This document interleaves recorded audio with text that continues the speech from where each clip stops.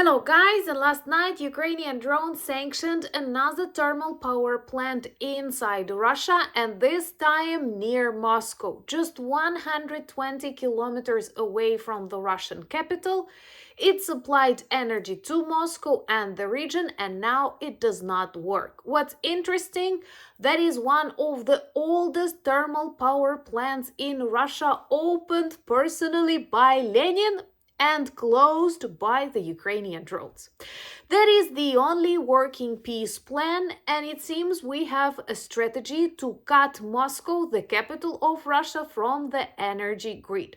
Because if you analyze the strikes on thermal power plants, electric substations, it looks like we encircle the capital of the Russian Federation.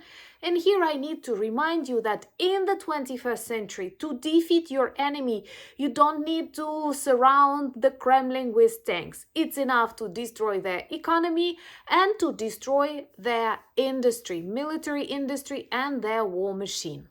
So let's discuss how we send powerful messages to Moscow, the city where most of Putin's friends now realize the war is back home to Russia.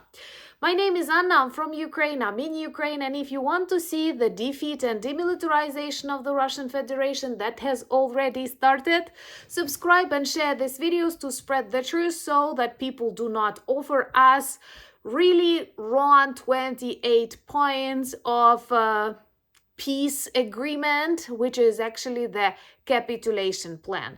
No one will accept it in Ukraine, no one will accept it in Europe, and I'm happy to know that no one will accept it in the United States, who supports Ukraine and who understands what Russia is.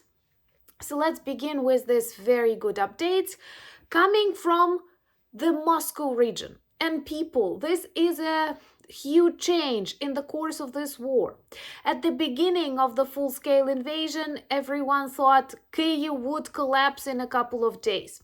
And now, after almost 4 years of this very exhausting war, but not just for Ukraine, also for Russia, we see explosions, fires, and blackouts near Moscow or in Moscow. So, if we did not want to surrender back in 2022, we won't do that in 2025. According to the Russian media, 5 drones fell on this thermal power plant in Shatura. It's a big thermal power plant, not the largest, but the largest in the Moscow region, providing energy to various military production sites and partially to the capital of the Russian Federation. And there are tons of videos that demonstrate, I can say, quite inadequate reaction of people who filmed the explosions, because they were so excited, they were so happy. I don't know, maybe Russians are, like genuine, like honest when they like war so much, because now they witness it, they experience it on their own territory, and they keep, like laughing, filming all of that. I don't understand that as a Ukrainian, but anyway, they are safe because we only target legitimate sites. And at least 5 drones landed with very loud fireworks on that thermal power plant Shatura, leading to its collapse.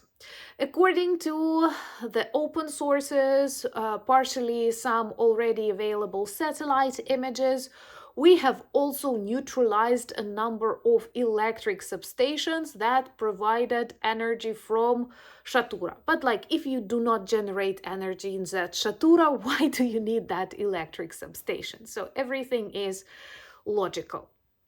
But apart from no electricity on certain military facilities, apart from a powerful message sent to the population of Russia, we once again demonstrate the world that Russia can and will be defeated. Its air defense is absent. It cannot protect strategic for the Kremlin sites. That weakness was exposed. And trust me, countries like China, like Iran, that now help Russia destroy itself, not just Ukraine, they see this weakness in the world of predators that will definitely be used against them. And honestly, with more and more reports coming about this really awful situation with Russia's economy, with lots of regions reporting they have no money left in their local budgets, with no money for the so called Russian soldiers, which are actually war criminals. Uh, Russia is losing. Russia is failing. Russia is exploding. Russia experiences things it could not imagine when the Blitzkrieg started. So, this problem may actually be the reason why Ukraine is pressured by Witkov, by Dmitriev to sign this agreement, which is absurd and non acceptable. And I was trying to understand what's the reason for such a hurry. Like, why? We're talking about millions of lives. We're talking about people on the occupied territories. We're talking about kidnapped children. We're talking about the future, like security and defense structure of the whole continent. Why do you give us a week?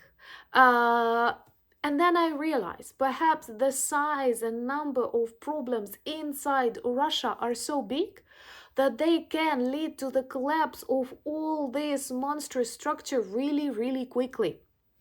Even if the author of the annexation of Crimea, Igor Strelkov-Girkin, once Putin's greatest supporter and now jailed Russian officer, predicts this collapse. And he's not a friend of Ukraine. He actually the person that wanted the Russian army to fight more effectively.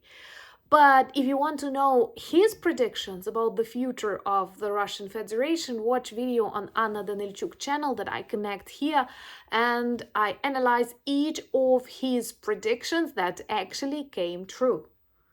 And this exposed incompetence, vulnerability of Russia, the fact that they were totally unprepared to defend themselves, are fully exposed by the Ukrainian drone sanctions. And the fact that the capital of the Russian Federation experiences these attacks, explosions, air raid alert signals, closed skies, cancelled flights, is the best proof that Russia is the poorest and the weakest ever. And now is not the time to appease this really pathetic Kremlin goblin that spent too much time in his bunkers. Now is the time to defeat him and bring him to justice in The Hague. And trust me, our video from this capital of justice will be fun. Subscribe to witness that together, and remember to follow me on Instagram, X, Blue Sky, Threads, Discord. All the links in the description of this video. And also check the merch shop. We have a beautiful Christmas collection with lots of products, hoodies, t-shirts, and even home decorations that are beautiful, meaningful, but at the same time help you remind the world about Ukraine and turn you into our ambassadors. And we need that a lot. Also, a little bit later on the channel, an interview will appear with a very professional Ukrainian economist who follows the situation inside Russia very attentively and generously shares his observations with us. So it will be way more professional and at the same time way more optimistic and promising about the collapse of the Russian economy. So wait for that video to appear on the channel.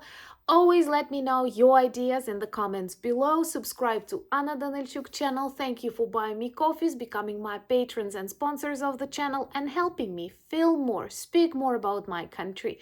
And thank you so much for all the kindness and support that we feel these days when once again the White House tries to betray not just Ukraine, but all our common values, freedom and justice. And thank you that I feel this support do address people who have the influence, decision makers, your senators, your congressmen and congresswomen, because this helps. When they see the reaction, when they realize that people of the United States do not support Putin, they, like crawl back and pretend it didn't happen.